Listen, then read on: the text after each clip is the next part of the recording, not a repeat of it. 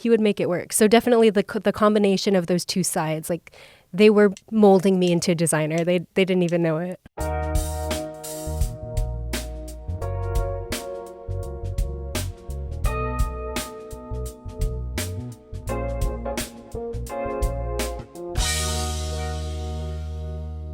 This one is about going from student to working designer and what it actually looks like. Joining me today is Melina Goodwin. Melina, welcome. Hi. Hi. Who are you and what do you do? Yeah, so as you just said, my name's Melina. I am working right now as an industrial designer at LDA in Irvine, and we do a lot of housewares. We're a consultancy, but we do a lot of work for the brand Simple Human. Oh, great. I just graduated 3 years ago from Long Beach. You were my professor. Yeah. So, yeah, it's been an interesting transition, as you were saying. So can you tell me what's that transition been like from being a student, just graduating, and getting into the real world? Well, really cool. Really cool to actually be, working adult, got the big boy pants on. And one of the biggest surprises to me was just the change from a 40-hour work week. Oh, yeah. You would think that, the long design classes or other jobs would have prepped you for those hours, but they don't.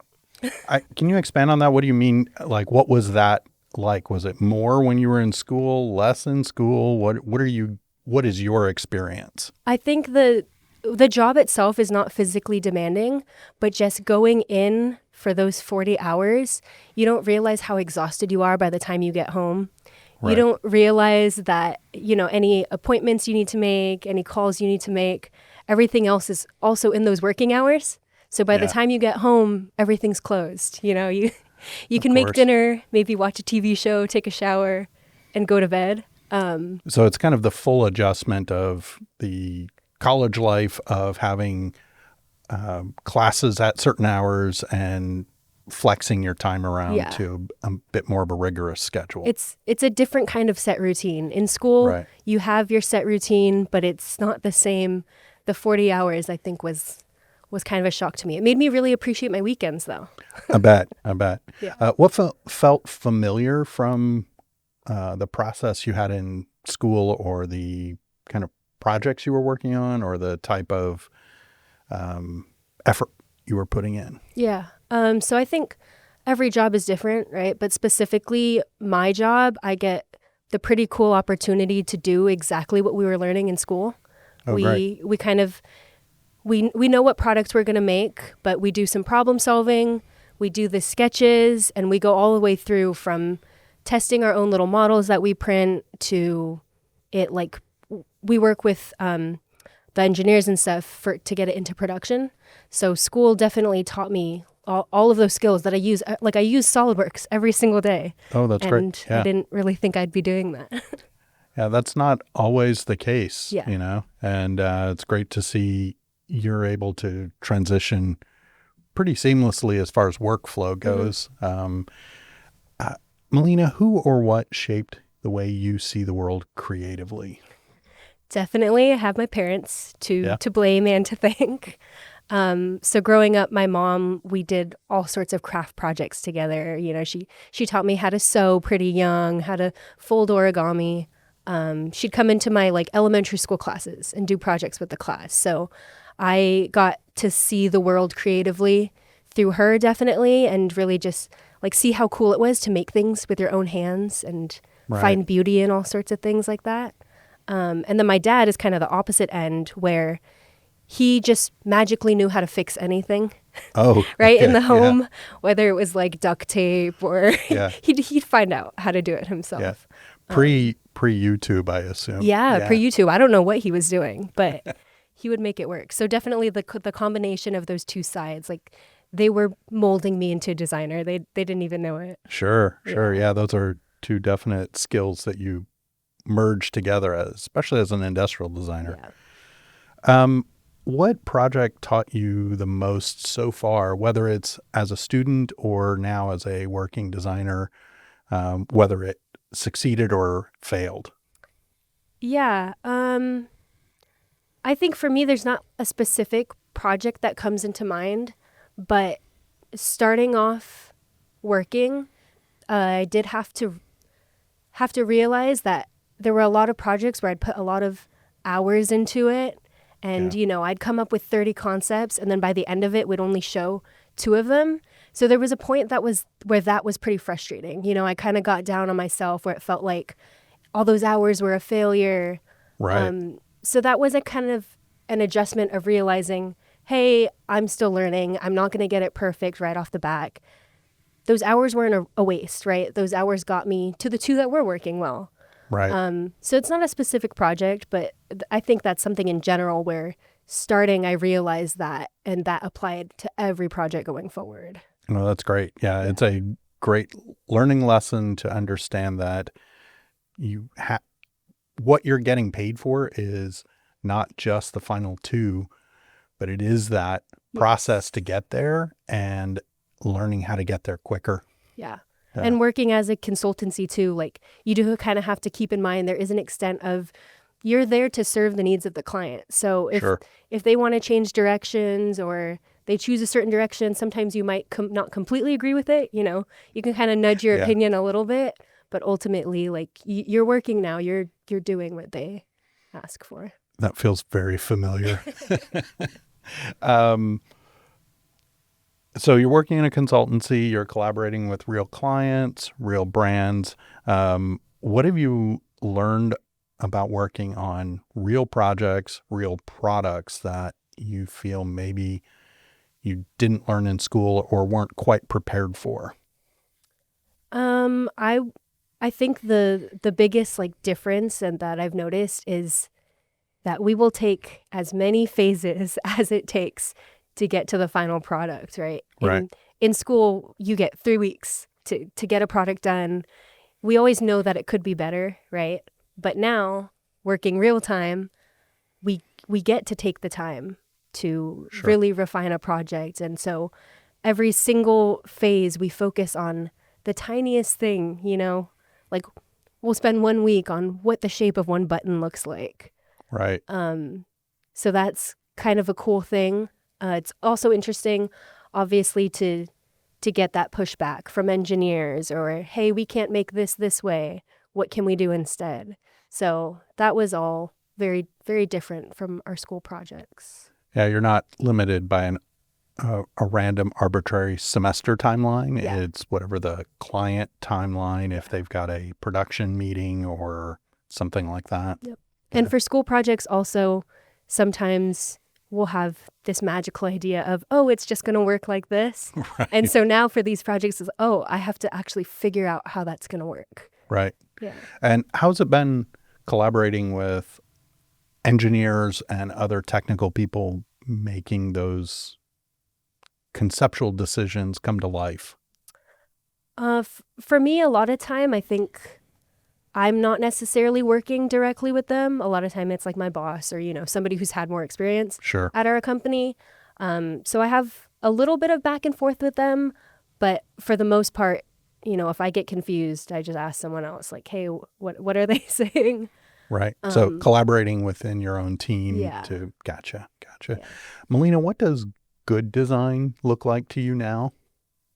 It's funny. That's something I've been working on in the last year of really figuring out my sense of aesthetic and distinguishing between what's good design and what's not. Yeah. To make my process of designing more efficient and better. I think good design, that's such an arbitrary it is. Phrase, but it's constantly changing, right? With yes, things can become trendy, but that also has to say about what people are valuing and what people see. So trendy isn't necessarily bad. I think, good design are things that are made with good quality, I would say. But aesthetically, that's always different. It's kind of a moving target. Yeah. Yeah. Good. So you don't feel like you've set on, this is what I think good design is. Not necessarily. Yeah. I mean, a lot of times you can pick something up and feel it, right? Right. The weight of it, how it sits in your hand or how it conforms to your hand. That stuff you can tell, But yeah, I do think design is always changing. Excellent. Excellent. So you've had a chance to take on a bit of responsibility within projects. What does that responsibility feel like that early on in your career? For me, I really enjoy it. I think I've always kind of, I like to take things head on and to like take the lead. If I'm given the position where I know that I'm the lead, that I have the confidence in being able to, kind of help direct other people or be that primary communication source. I think sometimes if I'm not specifically given that position and I see that it needs to be done, I'll be a little hesitant, right? As a young designer, I don't want to be the one stepping on people's toes, telling others who have been there forever what to do. But having the opportunity, like to be the lead of some projects, has been really cool. I personally really enjoy it. I like the responsibility. Excellent. Excellent. Was there a moment that really kind of clicked that I'm doing this for real? Probably within those first couple weeks when the 40 hours were hitting me. I was taking a nap as soon as I got home. Yeah. Yeah, I think just jumping straight into it, it was kind of like, oh, wow.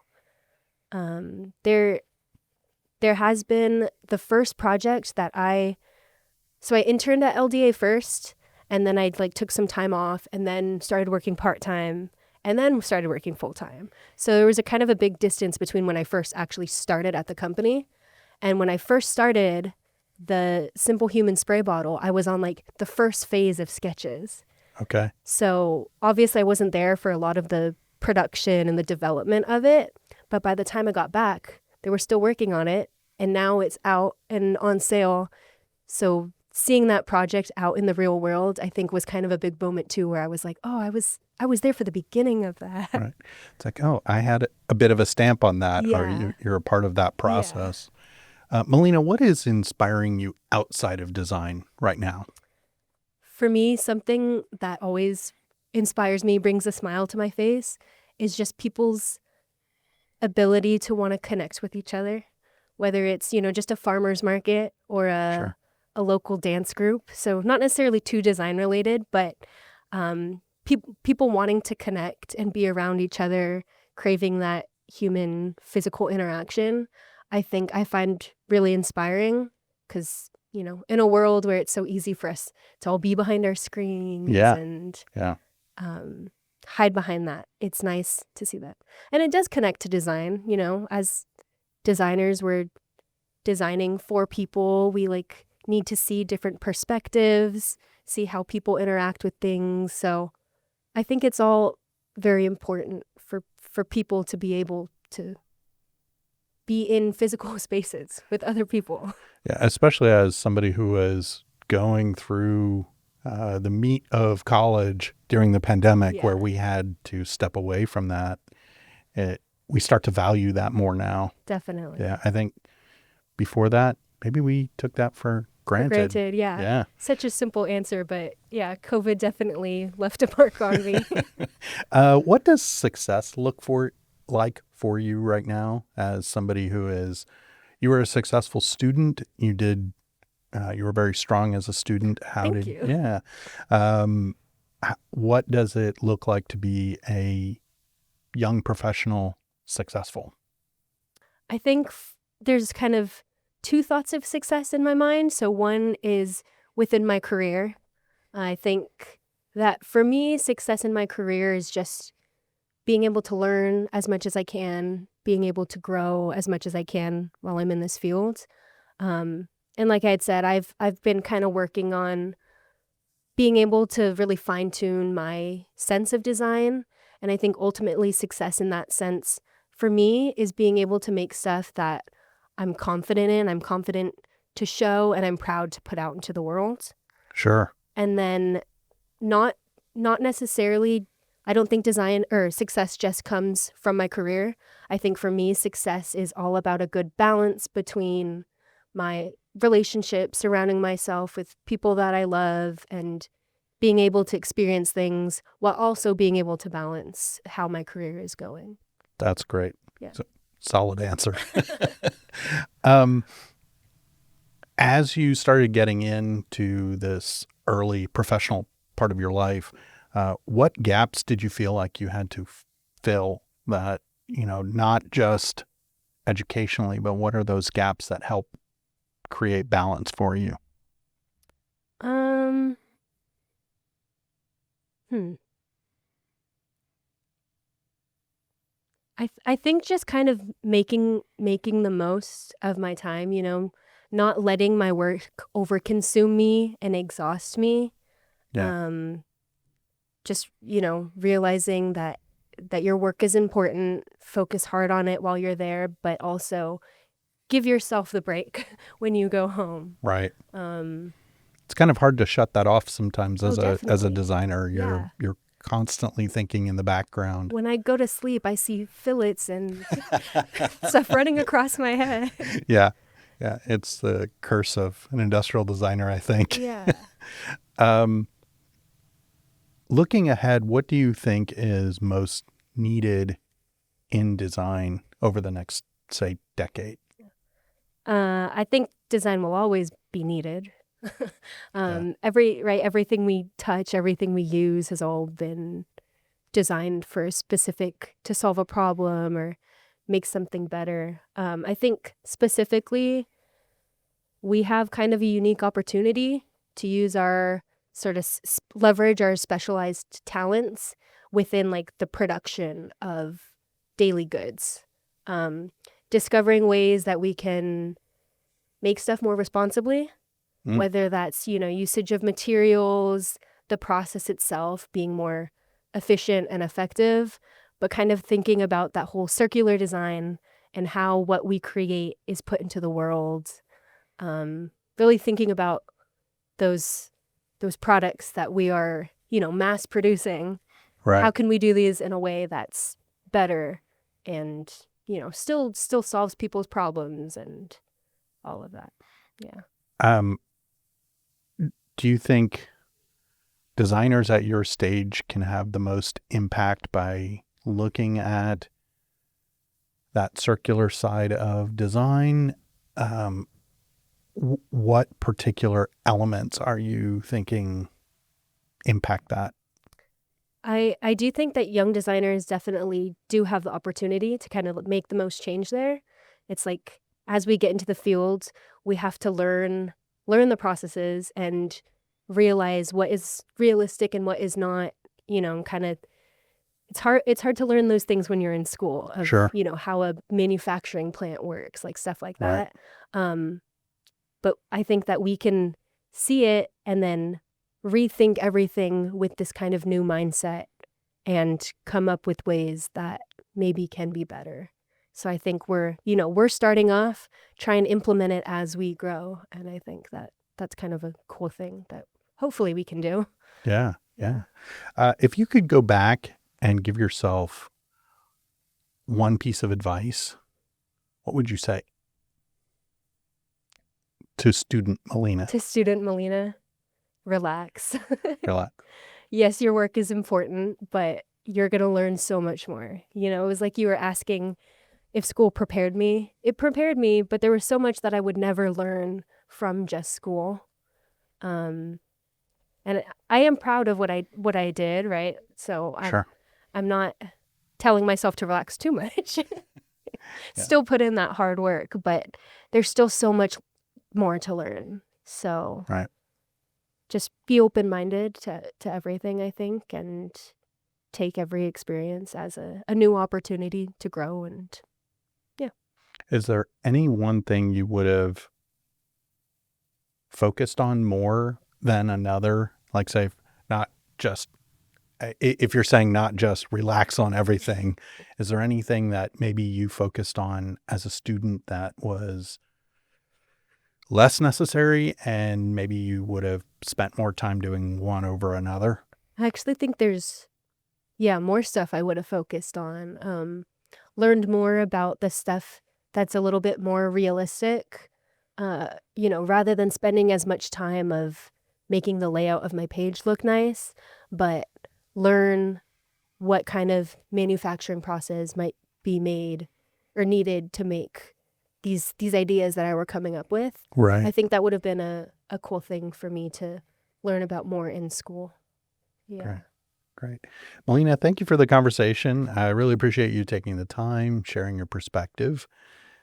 It's great having you back on campus, and I appreciate you helping out the next generation of students and keeping some of us old timers on our toes. So, Of course. Thank you so much for having me. yeah, I'm Max Beach. Keep asking questions.